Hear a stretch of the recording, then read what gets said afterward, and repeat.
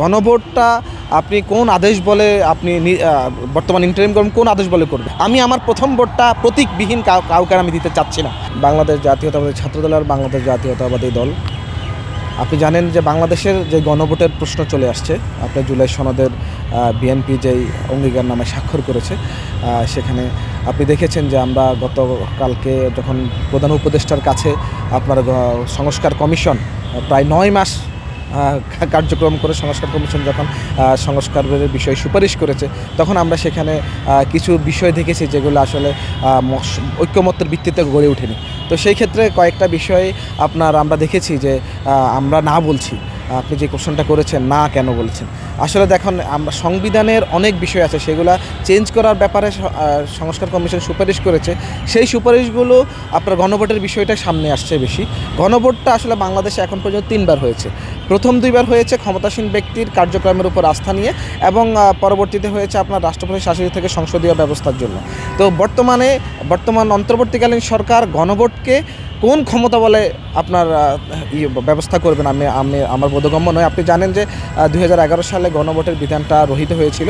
পরবর্তী সময়ে এই চলতি বছরে কিন্তু বর্তমান সরকার সেটাকে বিধান হাইকোর্টের রায় নিয়েছে, কিন্তু সেটা তো সংবিধানে আপনার অন্তর্ভুক্ত করতে হবে। তো বর্তমান সরকার সংবিধানে অন্তর্ভুক্ত না করে গণভোটের আয়োজন করতে পারবে কি না, বা কতটুকু পারার কতটুকু ক্ষমতা আছে, সেটা আমাদের কাছে প্রশ্ন রয়ে যাচ্ছে।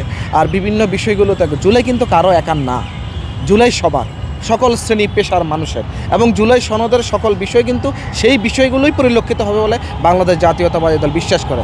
এবং বাংলাদেশ জাতীয়তাবাদী দল ঐক্যমত্য কমিশনকে সর্বোচ্চ অগ্রাধিকার দিয়ে এবং তাদের সকল মিটিংয়ে সরব উপস্থিতি থেকে বিভিন্ন যুক্তি দেখিয়ে বিভিন্ন মাধ্যমে কিন্তু আপনার তফসিলগুলো 1, 2, 3, 4 সবগুলোতে কিন্তু মতামত পেশ করেছে, এবং সেই মতামতগুলোর ভিত্তিতে কিন্তু ঐক্যমত্য কমিশন বলেছে যে সেভাবেই সুপারিশ করব। টানা তৃতীয়বার অর্জন করেছে দেশের সেরা সুপার ব্র্যান্ড স্বীকৃতি বসুন্ধরা টিস্যু। তা আমরা দেখেছি যে যখন ঐক্যমত্য কমিশন প্রধান উপদেষ্টার কাছে এটা পেশ করেছে, তখন সেখানে কিছু কন্ট্রোভার্সিয়াল ইস্যু তৈরি হয়েছে। সেই কন্ট্রোভার্সিয়াল ইস্যুগুলোকে আমরা অবশ্যই আমরা না করি, এবং অবশ্যই আমরা এটাকে যুক্তিহীন যেই ব্যাখ্যা উপস্থাপন করা হয়েছে, সেই ব্যাখ্যাকে আমরা তীব্রভাবে প্রত্যাখ্যান করি। এবং আমরা চাই বাংলাদেশ জাতীয়তাবাদী দল সহ সকল প্রগতিশীল রাজনৈতিক দল যারা এই বাংলাদেশে বিগত ফ্যাসিবিরোধী আন্দোলনের সাথে সম্মুখ সারির যোদ্ধা হিসেবে ছিল, সকলের ঐক্যমত্যের ভিত্তিতে যেই সুপারিশমালা দেওয়া হয়েছে সেটাই যেন বহাল থাকে। অন্য কারো একক কোনো দল বা 1-2 দলের কোনো প্রভাবে যেন এটা পরিবর্তন না হয়, সেই ক্ষেত্রে আমরা বাংলাদেশ জাতীয়তাবাদী ছাত্রদল এই বিভিন্ন ইস্যুকে আমরা না করছি, এবং সেটা যেন অবশ্যই বাংলাদেশের বাস্তবায়ন হয়, এই যেন সমুন্নতই থাকে। সেই প্রেক্ষিতে অন্তর্বর্তীকালীন সরকার পদক্ষেপ নেবেন বলে আমরা বাংলাদেশ জাতীয়তাবাদী ছাত্রদল বিশ্বাস করি। দেখুন, গণভোটটা আপনি কোন আদেশ বলে বর্তমান ইন্টারিম গভর্নমেন্ট কোন আদেশ বলে করবে, এটা তো সংবিধানে আপনার সংযুক্ত করতে হবে। তো সংবিধানকে আপনি যদি ভায়োলেট করে কোনো কিছু করতে চান, সেই ক্ষেত্রে তো বর্তমান সময় একটা সরকার আসবে এবং অথবা নির্বাচন হবে, নির্বাচনের তারিখ নির্ধারণ হবে। তো সেই জায়গাটার মধ্যে ওই দিন করতে পারে কিনা আমাদের সিনিয়র নেতৃবৃন্দ কিন্তু পরামর্শ দিয়েছে।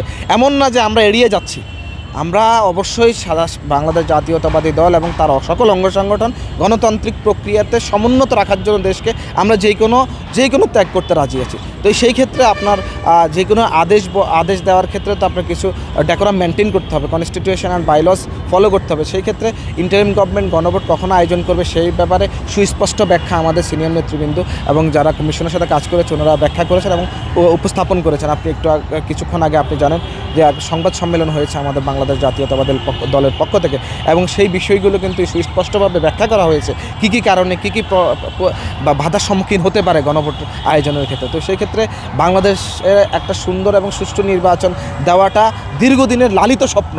আমি কখনো ভোট দিতে পারিনি, আমি আমার প্রথম ভোটটা দিতে চাই, এবং আমরা সেই প্রথম ভোটটা আমার যেন কোনো প্রতীকে দিতে পারি।